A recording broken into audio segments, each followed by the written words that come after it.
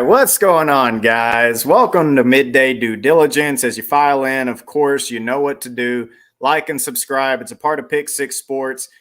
We have shows all throughout the week. Of course, here, your Midday Due Diligence. I'm Stevie J. Camber right there. We'll get you going. Then, of course, Wednesday shows with Nix and the gang. You've got Thursdays with Camber and Massey. Friday is Freestyle Friday. Always great guests on the Freestyle Show Friday night. So you guys be sure that you like and subscribe as you file in. Okay, so first order of business, there's OBJ talk, Odell Beckham Jr. talk. He's not coming to Dallas. Moving on. Glad we could have that discussion. Yeah, I had my sign. I forgot it. Oh, I thought you had your sign. No, I forgot. I just realized. No, BJ. It's Obi No. Obi No. We call him Obi No. Obi No. Done. Now, evidently, they're still kind of like, oh, there's a chant, but I mean, Jerry's. Whatever. Yeah, I'm done. I'm more so looking forward to, can T.Y. Hilton catch a football? You know what? And I know I talked about this last week.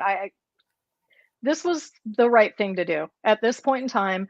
You know, we played our dog and pony show. We did our little circus. We had that huge distraction where we went and got the thing that was no risk, a sure, you know, there's no loss either way, you know, if TY doesn't work out. But I see more positives than negatives with him. I absolutely love the fact that CeeDee Lamb can get, you know, in his ear and listen, you know, and take tips from him, and he can give him some guidance. He had better yard average last year than either Noah Brown or Gallup does this year. You know, he gives another target for these defensive coordinators to have to focus on, perhaps taking some of the heat off of Gallup and Lamb. And it also, you know, he doesn't have the speed he once has. We all understand that. But he still can play on the outside, bringing CeeDee into the slot. I mean, I had my list of pros was way longer than anything I had listed as cons when it came to TY. Yeah, and the biggest difference, of course, is going to be the cost. I mean, at maximum, he can make $1.5 million. And that's if the Cowboys win the Super Bowl and he meets all his incentives. So $1.5 million, if you win the grand prize, and if you don't, then, you know, you're talking hundreds of thousands of dollars against the cap. So it's not really that big of a deal to bring in T.Y. Hilton. I think he was a little bit disappointed he wasn't out there against Jacksonville, though I get it. I mean, there is a part of me that's like, wait, Baker Mayfield can step in and play the quarterback position in 2 days, but T.Y. Hilton can't, you know, but at the end of the day, everybody does it a little bit differently. Positions are a little different. This is a guy coming off injury who's trying to get his body right. He says his body is right. And we're going to have to see if he can help this Dallas Cowboys team, because this is a place where they really need help. We thought that Michael Gallup was going to give them that lift, and he hasn't. You know, Michael Gallup is still making some of the spectacular catches that we've known him to make in the past, but he's getting no separation. I mean, I saw him and Noah Brown are nearly neck and neck, right, as two of the worst separating wide receivers in the NFL. And then you got CeeDee Lamb, who's doing a really good job and everything. But, man, you know, only one wide receiver can do so much. You need consistency from elsewhere. And being inconsistent is pretty much what you got on Sunday afternoon against the Jaguars. We're going to talk a little bit about that game. But, Camber, first, let's do a little star up. And let's start with the offensive side of the ball. And it's funny because on, putting up 34 points, it should be easy to find someone, but you're probably sitting there scratching your head going, okay. It is. And if I had gone off of the first half, it would have been Noah Brown. It could have been. Absolutely. You want to say Dak Prescott, but some of those interceptions, I know some were not his fault. Some you have to question his thought process in throwing the ball. The fact that he thinks he has to throw that ball to someone and keep looking for that coverage if you look at Aaron Rodgers, if you look at Tom Brady, if you look at Mahomes, they will throw that ball away. And I don't know what Dak's problem is not throwing the ball away. So in looking at everybody that I had to, I'm going to go with CeeDee Lamb just because of those catches. He was double, triple teamed at times, was doing everything he could. And then he was throwing some amazing blocks to make other things happen. So I'm going to CeeDee on the offensive side. I'm still going with Dak. And the reason being is because you take away, if you look at a body of work and you take away one play, I mean, the rest of it is incredible. The rest of it, he had a marvelous day. And when you get to the end of regulation, there's a drop. When you get to overtime, there's a drop. And, that there's nothing that he can do about that. All you can do is look at where the ball was put in a very catchable range, in a very catchable area, and quarterback did his job. He put up 3 touchdowns, and so I was really happy with the way that Dak Prescott played for the most part, with the exception of the first interception, which the location of the ball I don't necessarily put on Dak because his arm was hit while he was winding up. My issue on the play was him running out of the pocket, was him flushing from the pocket and perhaps didn't need to. It looked pretty clean, but he leaves the pocket a little bit early. It put Tyron Smith in a really rough spot in a bad situation and ends up getting his arm hit. The ball's deflected. So I can put that on Dak Prescott. The rest of the way, though, man, he was awesome throughout the rest of that ball game. And you talk about CeeDee Lamb, just the job that he did. Would have liked to have seen him get targeted a little bit more. 7 targets, 7 catches. But it's hard to when you've been doubled and triple teamed. Absolutely. You got to find ways to do that. I mean, whether it's getting him lined up in the backfield, whether it's, they look at Noah Brown got virtually a handoff. Right. You know what I mean? Like, I understand you want to get different guys involved. I'm just, let's get Lamb. Let's reverse those touches. 7. How about 7 for CeeDee Lamb, and then 7 for Noah Brown, then 9 targets for CeeDee Lamb, along with a couple of handoffs. Like, I don't want your wide receiver 3 and your pass catcher 4, if you will, whenever you include tight ends, to be like the focal point of the passing game. And that's what it felt like Noah Brown was at times. And that's why we're sitting here talking about T.Y. Hilton, because Michael Gallup had a shot at a touchdown. He mistimes his jump. Dak throws a perfect ball. CeeDee Lamb was marvelous. There's nothing negative you can say about CeeDee Lamb by any means in this game. But at the end of it, I was really happy with how Dak played top to bottom, with the exception of the one decision to escape from the pocket. Probably didn't need to there. And it resulted in putting Tyron Smith in a bad place, got his arm hit, ball sails on him to Schultz, and ends up intercepted. On the defensive side of the ball, who's your star up? Trayvon Diggs. That's who I've got. I mean, if you look at it, I mean, the body of work was bad. It just, things fell apart, and I know everybody that follows me on Twitter, I shouted it from the mountaintops this week. You saw what happened without Leighton Vander Esch on that field. It was bad, people. It was horrible. Barr was out of place. How many times? I mean, just absolutely awful. That A gap was not getting filled. I really feel that Leighton is the quarterback on the field for that defense, because he is the one that's communicating when they're lining up. He's yelling at the defensive line what to be looking for. And we did not have it in this game. And it showed horribly. But I am going to say that Diggs, he did his job, and he did it very well on the field. So I've got to give it to him. Yeah, I had Trayvon Diggs too, and a little bit of it is, like Michael Parsons played pretty well. Like I think that he played an underrated game. When you look at who else is contributing on that defensive line, Parsons got the early sack, and outside of Parsons getting a little bit of pressure, I just don't know who else did much of anything, and I'm not sure where it was. Anthony Barr, like you said, he's taking terrible angles. He's missing tackles.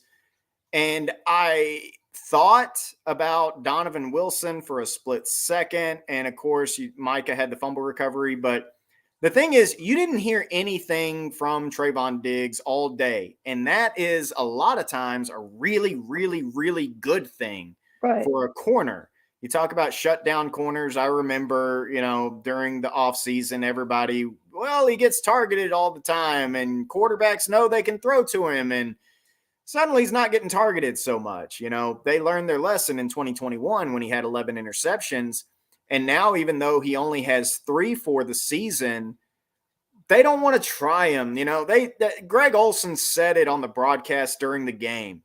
Trayvon Diggs catches the ball like CeeDee Lamb. He has the best ball skills of any corner in the NFL.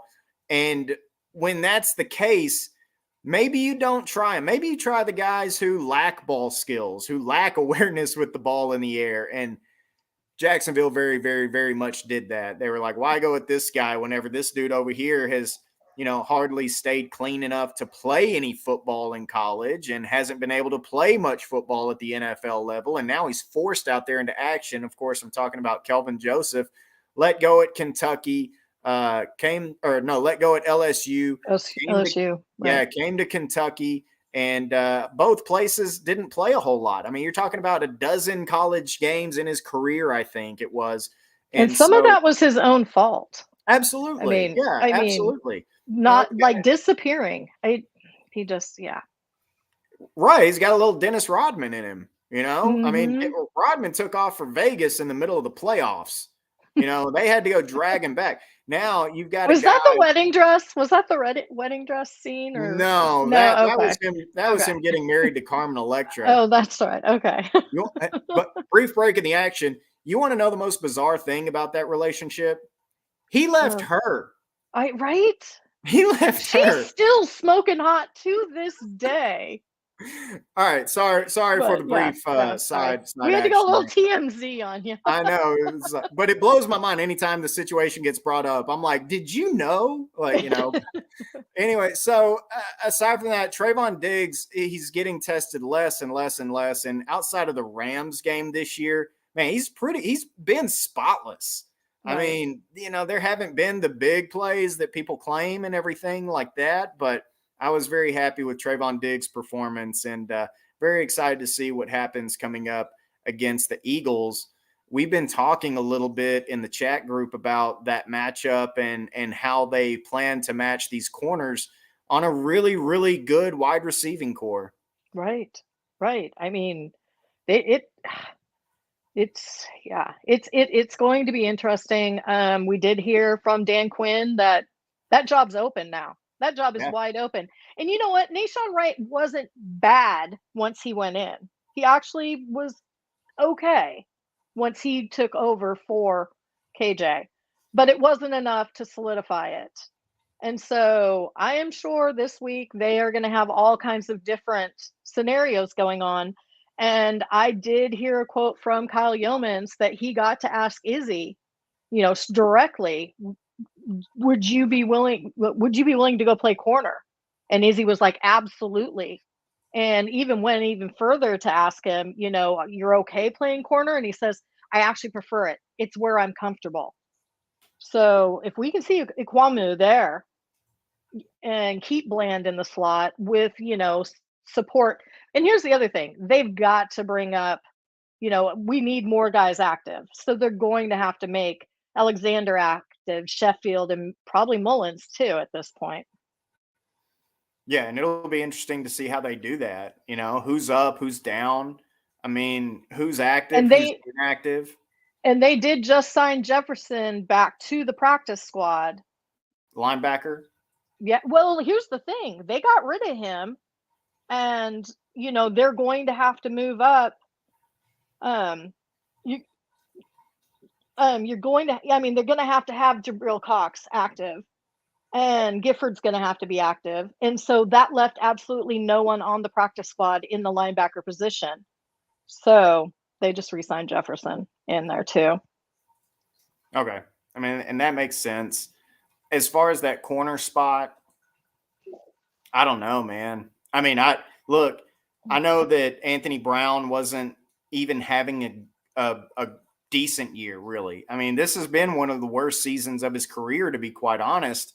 And he's had spurts, he's had good drives, you know what I mean? But he hasn't really put together good games. Whereas last year, you could argue he had 14 or 15 good games, and just Right. a Tampa Bay Raiders, the Las Vegas Raiders, those games weren't pretty. But outside of that, Anthony Brown played especially well opposite of Trayvon Diggs.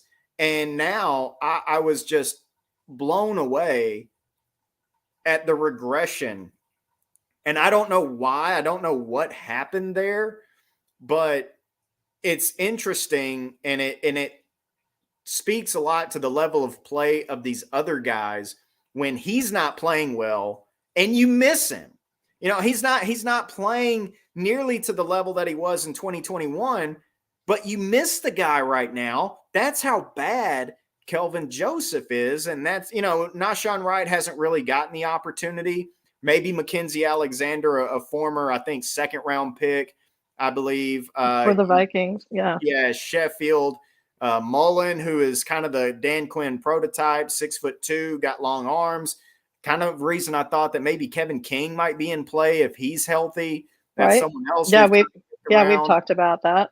So I'm not entirely sure what's going to happen at this cornerback 2 spot, but it's certainly one of the issues that this defense is facing that they're going to have to clean up. Now, for me, Camber, that's not the only issue that the defense has been dealing with.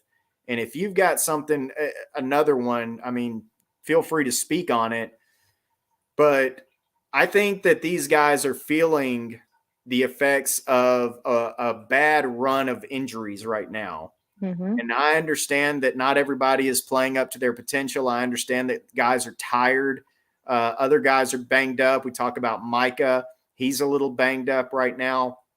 But you're missing Anthony Brown, Jordan Lewis. You're missing LVE, Dorrance Armstrong, Jonathan Hankins. I mean, that is a lot of pieces to be missing from one side of the ball. And then on the other side, you should get Jake Ferguson back.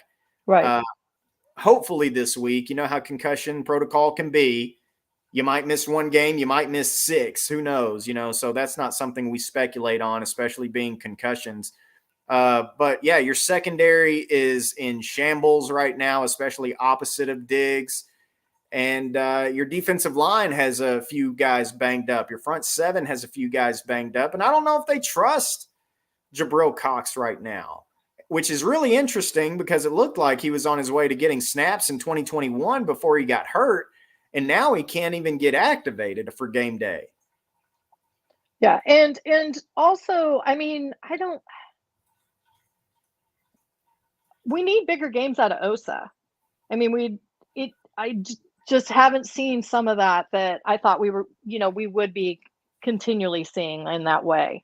Bohanna too. I mean, that middle of the line where at one point in time we were feeling so much better, and Hankins absolutely helped that. But I feel like there's definitely that weakness there, and we're going to need a little bit more out of them. Yeah, and Osa, look, to me, I might have Osa playing a little more 5 technique. And the reason being is because they need help stopping the run in that C gap. They badly need something there. Guys are stretching out. I mean, we've seen developing stretch runs, get to the edge, man. And something's got to give. And, it's tough to do when you don't have Hankins available to you. But at the same time, who else outside of Tank? And even Tank has had some maybe going after the quarterback a little bit more aggressively when it turns out to be a rundown, and that's going to get dangerous playing the Eagles, depending on if Jalen Hurts plays or not. Hurts says he's going to play. Everyone else says he's not. We'll just kind of see how it goes. But I think that Osa, opposite of DeMarcus Lawrence, playing a 5 technique can help you out a little bit in that run game. We'll have to see. Yeah, and like you mentioned earlier, I don't know how they're going to do that with the linebackers. We know that Jabril Cox was more of a coverage kind of guy in that way. Dan Quinn has got his work set out for him, and they doubled it. They doubled his work with the news of Jalen Hurts coming out. So now not only are they preparing for Jalen Hurts, but now they're having to prepare for Minshew. And with Minshew, it makes it a little bit easier because we know he's not quite that running mobile quarterback that Hurts is. But at the same time, he's still dangerous. I mean, he's not I don't believe he's a Nick Foles. He can step in and take this team all the way to the Super Bowl kind of quarterback situation. But he's going to get him through the end of the season if that's what's needed and still be a threat in those games. And Minshew, look, he was Taylor Heineke before Taylor Heineke became a thing. All right. Yeah. I think that's a pretty good comparison. The gritty, gutsy, might pull a play out of the hat every now and then that makes you go, oh, wow, that was really something, wasn't it? But at the end of the day, those aren't guys that can elevate your franchise and help you win a title, like you were saying. I mean, of course, the Nick Foles thing, that was a lot of, dare I say, the system. Yeah. Sorry, Eagles fans, don't castrate me for saying it was the system, but Carson Wentz goes down, Nick Foles comes in, wins the Super Bowl. It's pretty good stuff that Doug Peterson did there. But at the end of it, Minshew is a guy who could win you a game in the regular season. And that's why I kind of have this, like, man, I mean, that's as good of a backup as you can ask for right now in the NFL. And so either way, Hurts, Minshew, obviously, depending on your mentality, maybe you want to play a team at their full strength. Maybe you want to see the backup so that you can get a leg up, like the Eagles did against Cooper Rush. But nonetheless, Minshew is still a good player, and you got to show the guy some respect. Right. What are we talking about here? For the count, 3 naughty and 3 nice for the Cowboys. All right, 3 naughty. Okay, I assume we're talking like, here's some things that are negative right now. Here's some things that are positive. Right. Okay. All right. Cornerback 2. That's naughty. It's not going very well at all. Play calling at the end of regulation time and not running the ball and forcing them to use a timeout. Yeah. Having a man underneath for a check down. I mean, anything. Where is your pass as an extension of the run game? That's what I want to know. And having to link that to McCarthy's comment that he was trying to win the game. There was a way you won that game. Yeah. Ball, force them to take that timeout. And Professor O wants me to make that face, and that would have been the perfect opportunity to. Oh, that was from my sister in the Vikings game. Man, I'm with you, and I was rubbed the wrong way by the "we were trying to win the game" comment, because strategy wins you a game, Mike. Right. Like that's what's frustrating, is strategy wins you games, and you just crumbled the strategy up and threw it out the window, and we're like, no. We have to win it this way. There were 2 instances where Jacksonville could have been forced to call the timeout. Dallas didn't get it done on their end either time. And I give credit to Jaron Kearse. The effort was great. It's just that Ingram's effort was better on that particular play. I can't kill the guy for that. But Mike, we've known him in the past, and we don't have just this long history with him as the Dallas Cowboys head coach.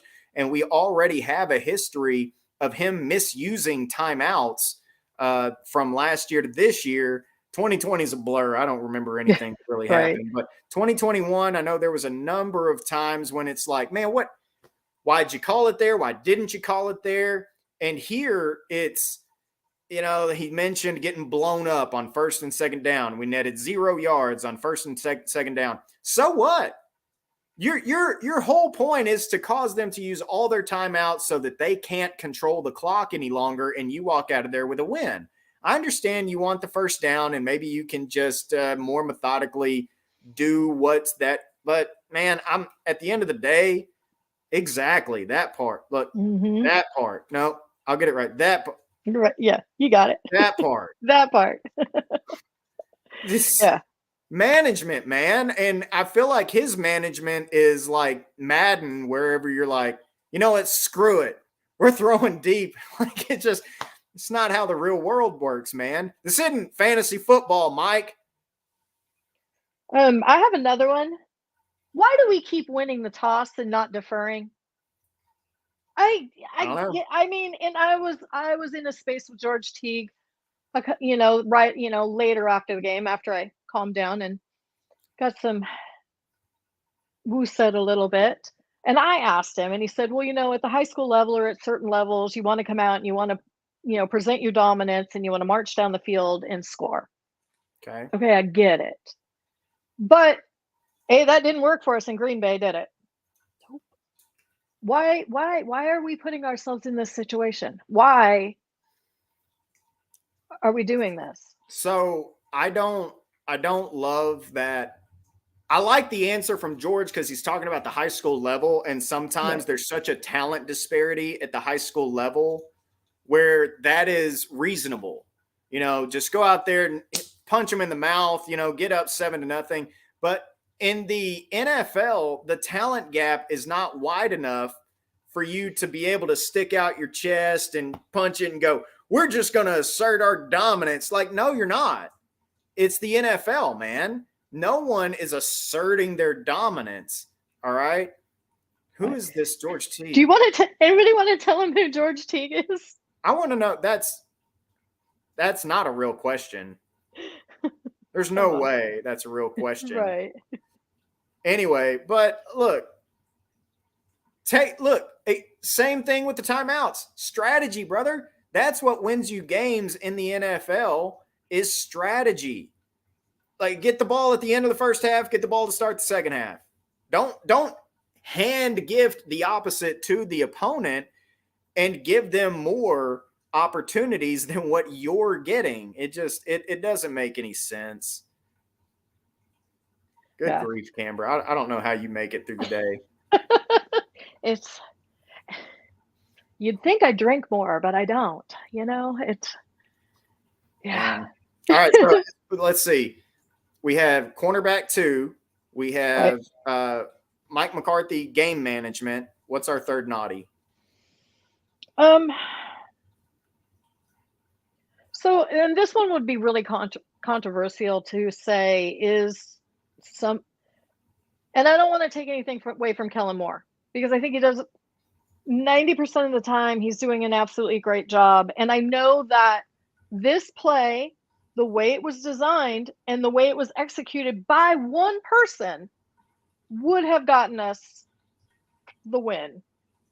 But why are we doing a rub play where Lamb and Schultz are blocking on it to Noah Brown? I don't know. I really had to question that play. I understand if it had worked, we'd be okay. But why that play? Why there? And why Noah Brown in this situation? So if there's any Mavs fans in here, I kind of had this comparison to it.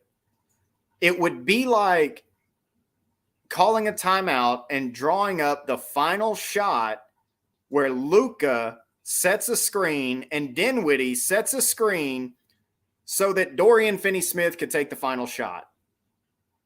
And I mean, that doesn't make any sense because you're taking those two guys, your best, out of the play entirely. They're not options.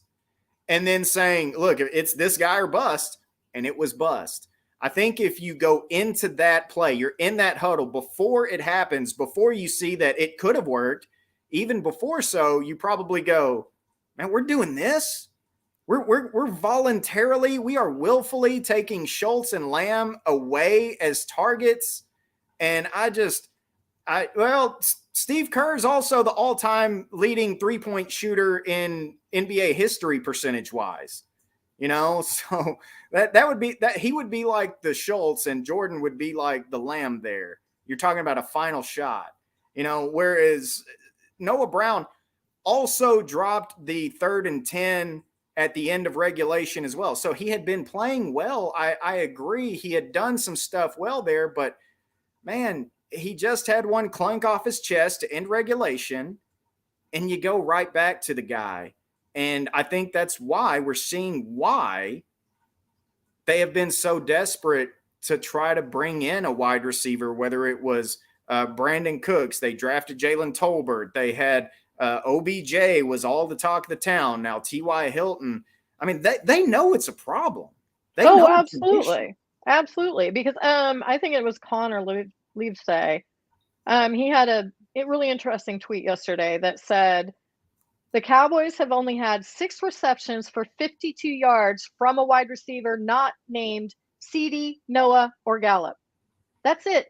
And you know what? You know who's got like 3/4 of it? Simi Fehoko, who's been on IR since week 4? Yeah. And, Jalen Tolbert has like 2 catches for 19 yards or something like that. I mean, it's a shallow, paper thin group. And even though you still have the options of Lamb, Gallup, and Schultz and Hendershot. I don't even mind throwing to Brown. What I mind is the fact that you set it up to where that's your only option. Yeah, right. That's I think my point is why is it a rub play with those two that you pigeonholed yourself. You pigeonholed yourself that was the play in that scenario. So, use that play at other times. Perfect, fine, whatever. But that thing had to be executed flawlessly, and it was up until the point that the one person that had to catch the ball. And he did own it. Bless his heart. He did own it. But he said he didn't see the ball leave Dak's hands, and once he saw it, it was too late. Well, guess what, Noah? That's kind of your one job you have on this. Yeah. So that was too much on that one thing. I wanted it to be a safer play, and that's not a safe play.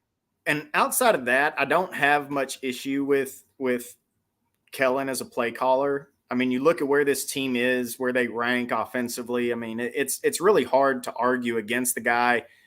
Like you said, about 90%. The only other issue that I honestly have with him is when there's some reverse. There's some, play on 3rd and 1 and the ball's being pitched 10 yards in the backfield, going all over the place. Outside of that, man, he has really dialed up some pretty good stuff. And I think we get nitpicky with Kellen Moore sometimes. I mean, making fun of the curls, that type of stuff. And I get it, but at the same time, this is not a very good wide receiver group. Your offensive line does not pass block very well, but you're still one of the best offenses in the NFL. So I don't think that it's fire Kellen Moore type energy, but it is definitely like, man, we've got to do something with, these little moments in the game where you just facepalm and go, dude, I don't even know what that was, to be honest. Right. And it's, I don't know if he just thinks that some of these things are going to work here. Like, we saw a lot of action. We saw a lot of play action happen with Indy. Where'd it go? Motion too. Yeah, yeah. I mean, I don't know. It just, and I don't know. And here's the other thing is that, at what point in time does McCarthy feel like he has to step in and be like, no, this is what we need to do. We can't consistently keep doing this. I don't know. I think sometimes that's tough because, you know, like I was saying, he does a great job like 90% of the time. And then there's these like one play or like a series and you're just left kind of scratching your head. As the head coach, it's hard to catch that before it happens when your play caller the other 90% of the time is doing a good job. It would be tough for Mike McCarthy. I mean, one thing he could do is go, no more reverses at all. Just scratch him out. Like, just take it off the table for the guy completely. That type of thing. Outside of that, man, it would be hard to catch like dead heat of the moment in a game. I don't know. It's not fire Kellen more No. time. The offense is too good.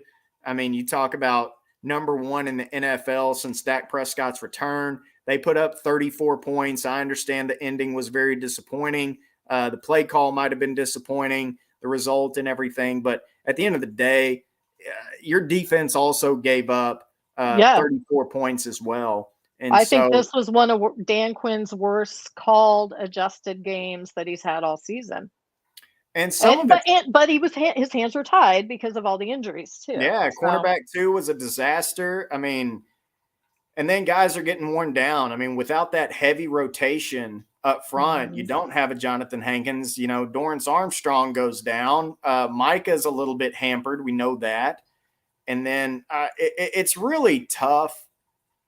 It really, really was tough for the defense to play to the same level all year. But, man, I think if they continue to get pressure, if they keep getting to the quarterback, maybe you press up. Maybe that's the answer to these quick throws is have those corners step up and press and challenge these wide receivers at the line of scrimmage in order to make the quarterback hold the ball, make the wide receiver make decisions, make moves, possibly throw timing off. And, you know, we still see guys playing off 7 to 9 yards off the ball. And I think that that's an adjustment that needs to be made. On the other side of that, get beat at the line of scrimmage, you're giving up 6. You know, I mean, so it's a give and take thing. So it'll be tough to see what they do there. As that is, though, like we've identified some defensive issues. You got to get healthy. I think that that's the biggest thing. And Mike McCarthy is big on health. You got to get healthy. On the other side, I want to revisit just how much a guy like T.Y. Hilton can help this offense. And I assume that we'll see him against the Eagles. Oh, wow. Yeah, they pretty much have said that. Okay. Yeah, he will be on the field Saturday. Because we haven't seen – look, James Washington might as well not even be a thing. If you can't get run with this wide receiving core, you're not – you ain't it. What is he, 0 for 2? 0 for 2 in 2 games? I don't even – was he targeted last game? I thought maybe one. I know he was 0 for 1 in the first game in the game against Houston and dropped the ball. I think – I'm not sure. I thought he was targeted once. Somebody in the chat, if you know, let me know. I thought he got targeted once. He may not have been targeted at all. So, I mean, I know I saw him on the field a couple of snaps. Yeah. I don't know if I remember the ball going to him. I don't know. But now we're asking T.Y. Hilton, who, you know, what is he, 32, 33? 33. He's 33. I think one benefit of him at this point, though, is that he may be 33 years old. He's going to bring that route running ability to it that, like I said earlier, that these defensive coordinators are going to have to plan on, that he can do that. The other thing is that the one nice thing about it is he doesn't have 15 weeks of football, of games, of being hit, of that on his body. This is a very fresh body. He may be 33, but it's a very fresh-bodied 33 that's coming out. And we're not asking for him to be playing a full season. We're asking for him to finish out this season for us. So, and that's a good point. And, that not to get away from the subject, but that's also why I'm kind of looking sideways at Kevin King. He said that he's not playing this year. He wants to get right. He wants to get healthy. And I'm like, man, it's back half of December. How you feeling? Yeah. I mean, if you're waiting until next year, then I'm just curious what kind of shape you're in right now.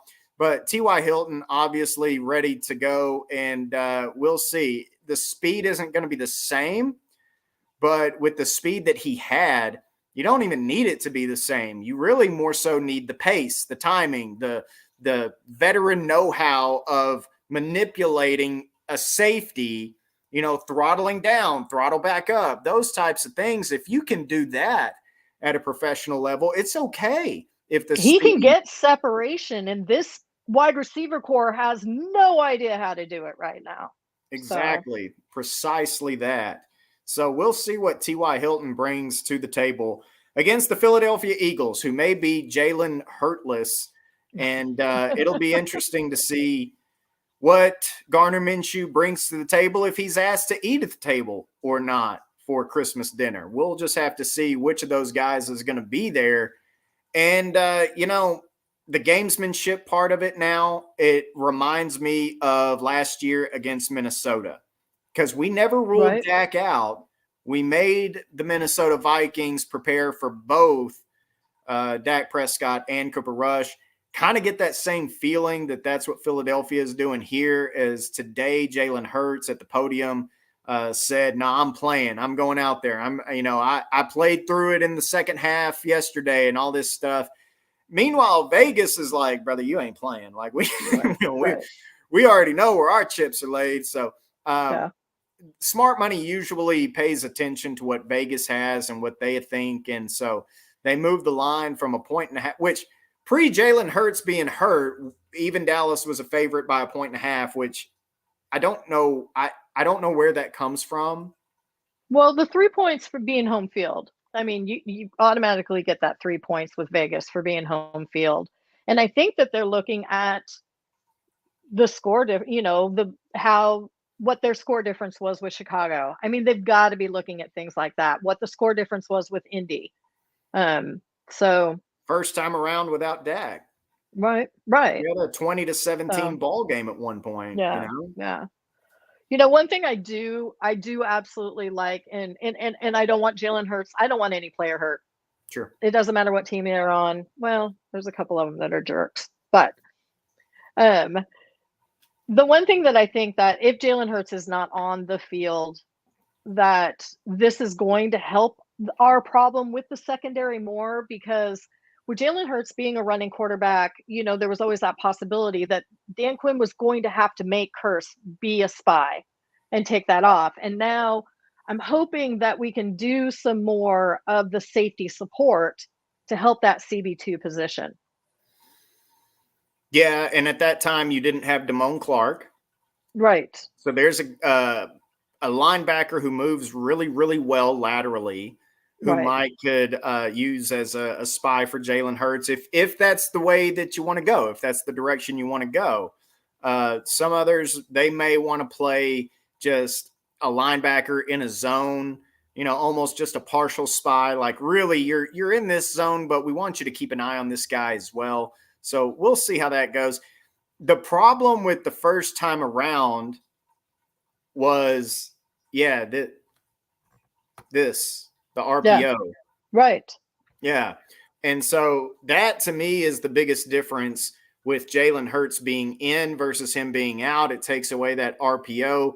Not that Gardner Minshew is a bad athlete, but he's not that. He's not kind of athlete. You may hit him with it maybe once or twice to see where that defensive end, if he, crashes down, Minshew can pull it and, pick up whatever. But outside of that, you're not going to ask him to run the ball 12 to 14 times like you would with Jalen Hurts. It's just not realistic with a guy like that. So that RPO, whether or not it's on or it's off, that is the biggest impact. of Jalen Hurts being on or off the field. Yeah. And, you know, besides, I mean, if we're looking at it, this is still, besides the Jalen Hurts thing, this is still a pretty healthy team. I know that CJ Gardner-Johnson's not still on IR, won't be seen. Robert Quinn just went on IR, but so what? Yeah. But for the most part, Reed Blankenship was the only one that was out last week. Their safety. Other than that, this is a damn healthy team. And that, I mean, is Dallas Goedert's completely back, right? I think he's back. Yeah. Yeah, I'm pretty sure Goddard's back. Yeah. But yeah, containing, and I know that some people have talked, you know, when they were talking about Kelvin Smith and having him on the field, and thankfully that's not the situation, because I heard a lot of people saying, well, look what he did against Devontae Smith in college. They're two completely different places in their career and their skill set at this point in time. Devontae's had 2 seasons of being right there in the action, playing all the time, consistently, and progressed. And I can't hear that kind of thing. Well, he did this in college to him.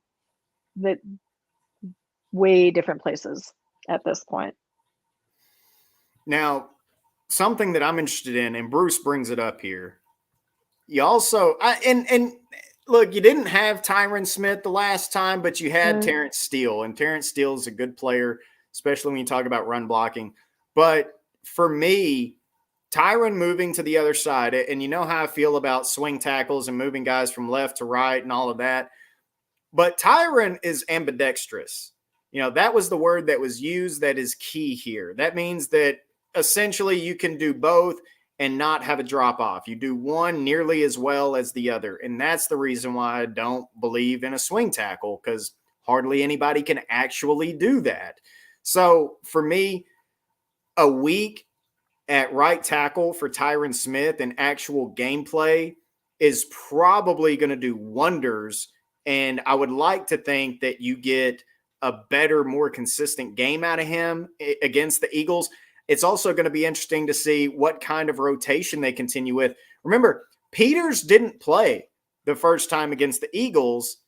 And I'm curious, and you know, I'm surprised this isn't more of a storyline with him playing more here as we get to the back half of the season.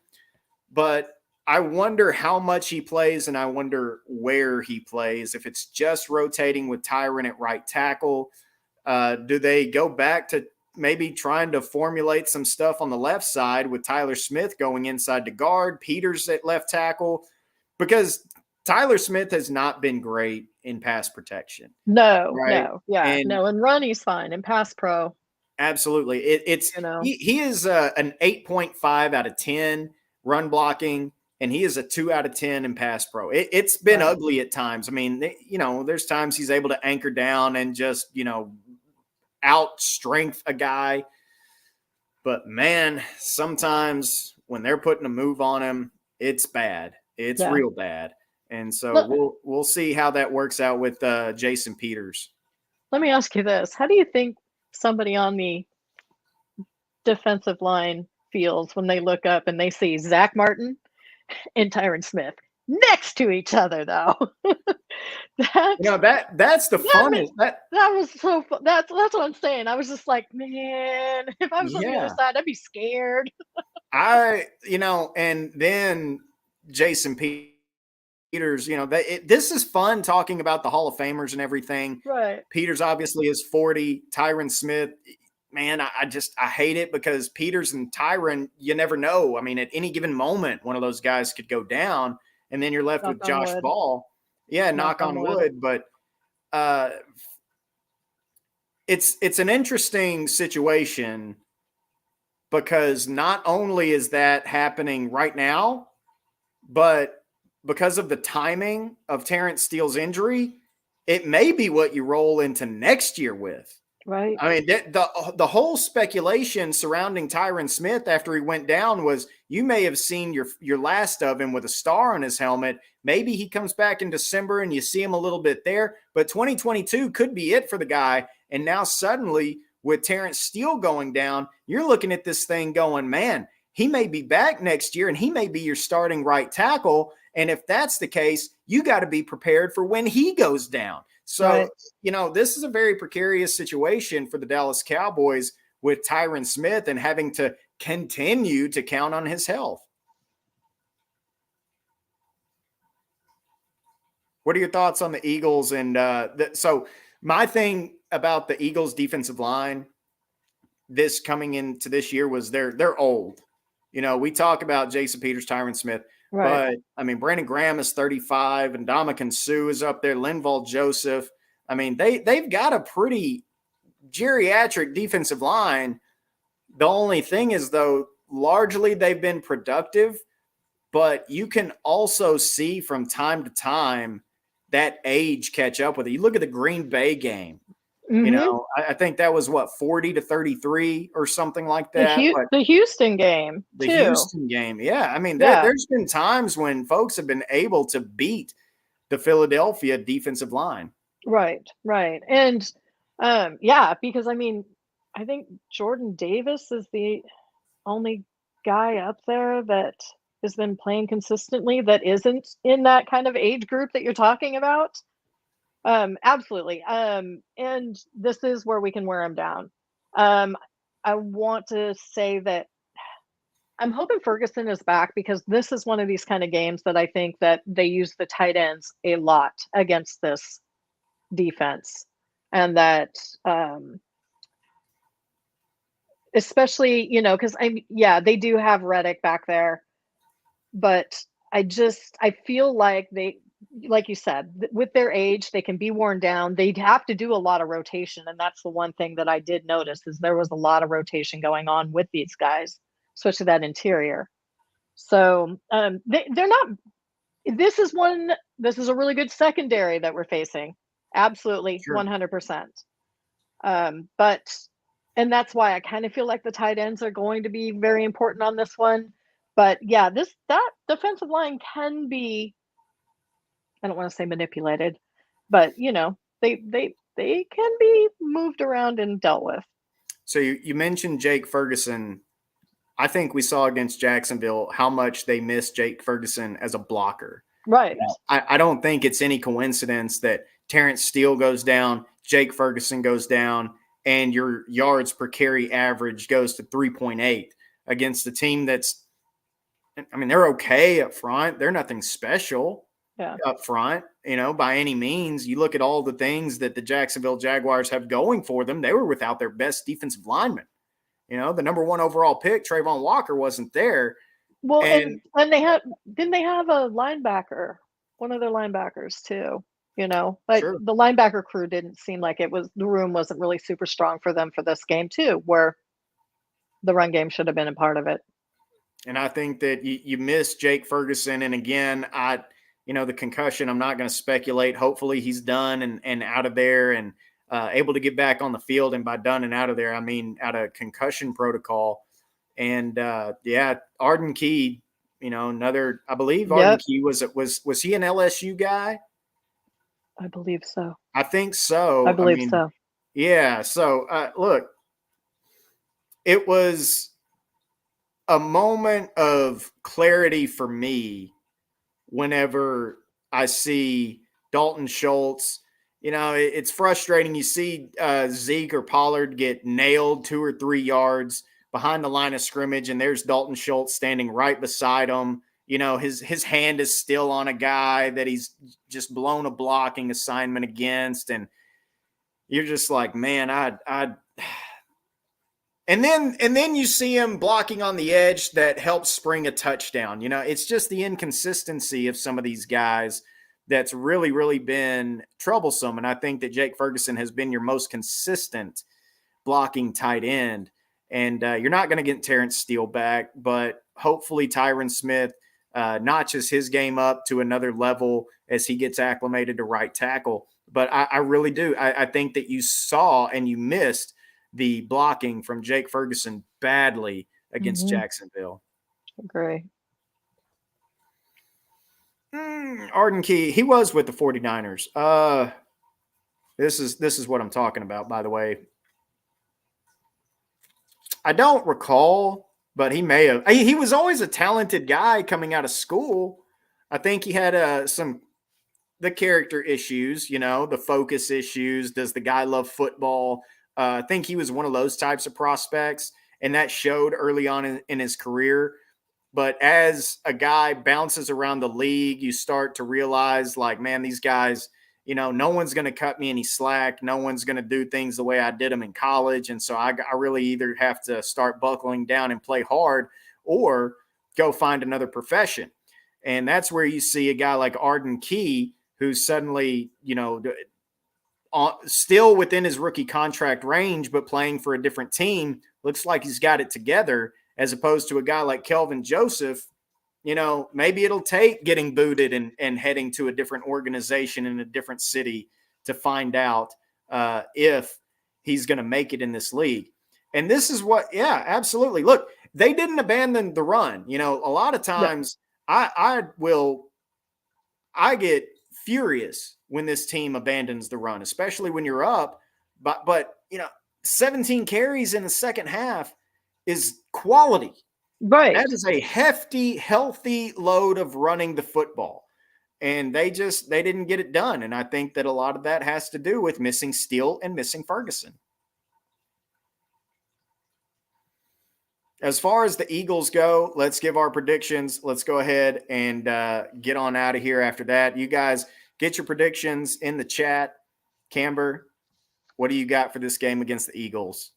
Okay. So Santa Claus and I, we've been talking. And, and he already granted my one wish that LVE, it was a stinger in his shoulder. It was not his neck. And we will see him soon get better, LVE. But we talked about this game. And here's the thing. I've heard a lot of people say, whatever, it doesn't matter. We're in the playoffs, yada, yada, this and that. This is a pride thing for me. And I think it's mentally something that the players need. We, as collectively as a team, players and everybody, fan base, we need this win. What we have endured, the game against Houston was tough. We won it. Last week we lost it. This one, it hurt. This one was pain.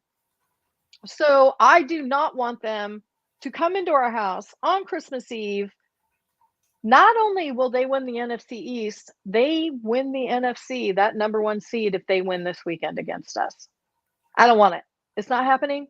So Santa says I'm on the nice list. Hard to believe. I get it. I know. But I'm on the nice list. This one's it's not gonna matter which quarterback, I don't think. I think it's going to be close because of the issues that we're facing. But I am going to call it 27-24 Cowboys. 27-24? Yep. Okay. I like that. Yeah. That's a pretty good – I like that. Let's see. I know whether or not Jalen Hurts plays is going to make a world of difference, especially with no Dorrance, no Hankins. LVE, we'll see. Look, I mean, he's banged up. But LVE's out. LVE's out. He's out. They are not playing him Saturday. Okay. So there you go. No LVE. No LVE. Yeah. That's pretty rough.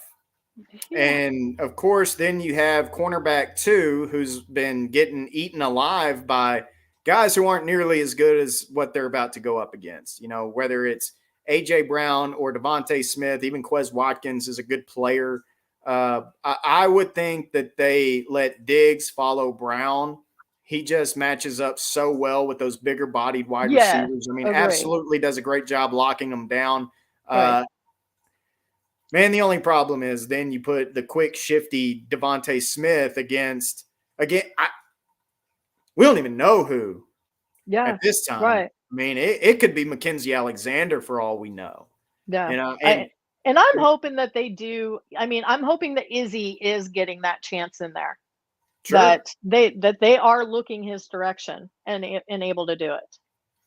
I mean, if it's Izzy or Nahshon Wright, these big, long, lanky corners, yeah, you're going to have to play a lot of zone, which I know they like the cover 3 to begin with, but I don't like the matchup of 6'3", 6'4" corners on this small, shifty guy. No. In man coverage. That makes me that concerns me. But in a zone coverage, I'm with that. I like those long, lanky corners in a cover 3 zone against guys like that, especially if you're dealing with a backup quarterback. So, is that true, Professor O? Or are we being? No, he's being serious. And DM'd you. And then Izzy told Kyle Yeomans that he absolutely wanted to go back and try and play corner, and that's where he's familiar. So yeah, there's no pushback. Izzy wants in there, and you know what? That might be the heart. That might be that thing that we need right now. You know why? See, he wants on the field. Yeah, he wants to play. Right. And you look at that safety room, and those same three guys, Hooker, Curse, and Wilson, they dominate the playing time. They dominate the snaps that you need. And so Izzy, he's finding his way out there for a handful. But if you're playing corner, now suddenly you got a chance to play the whole game. So I'm not surprised that that's something he wants to do. I'm not surprised. And it also speaks to what kind of player and competitor he is to say, you know what, I can get some run over here and help this team out. So let me move back out to the outside. Deron Bland's killing it inside. Let him stay there. Don't move him, and let's see what I can do here on the outside. I like that. I like the attitude. I like that he's messaging our boy, showing a lot of love to Pick Six Sports, even though he doesn't realize that's what he did. He still did it. I don't care. Appreciate you, Izzy, for that.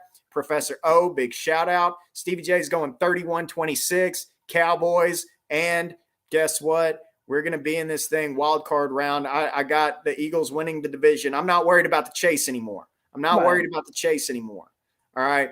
But what I got is this Dallas Cowboys team matching up possibly with the Eagles or 49ers in the divisional round, in the second round, and then right the opposite, whichever one in the NFC Championship game. And they're going to get on a roll. They're going to start hitting their stride. They're going to get towards their peak this week, Saturday against the Eagles, 31-26, Cowboys. Wouldn't it be something if we had CB2 on this team hidden the whole time in Izzy, and they just never brought him up there? Santa, I'm adding this to my list. Izzy, CB2, sprinkle your magic reindeer dust on him, whatever he needs. Make it happen. Make it happen. Make it happen, Sienna. There you go. All right, guys, thank you so much for tuning in. Be sure that you've liked and subscribed to Pick Six Sports on YouTube. Hit us up on Twitter. You see the handles. Give us a shout. And, of course, be sure to tune in to all the shows that we have. Thursday, Camber, Massey, they're going to be on. Wednesdays, of course, Friday freestyles with Nix and the gang. And, by the way, happy birthday to Mariella. Yes. Happy birthday, Margarita Mary. Celebrating one. We'll throw one back for you tonight, Mary. That's where you were going? Yeah, no, you were going long, and I was like, it's Mariella's birthday. We gotta shout out to our girl. Happy birthday, sis. Happy birthday, and we'll see you guys later. Thanks for tuning in to Midday Due Diligence.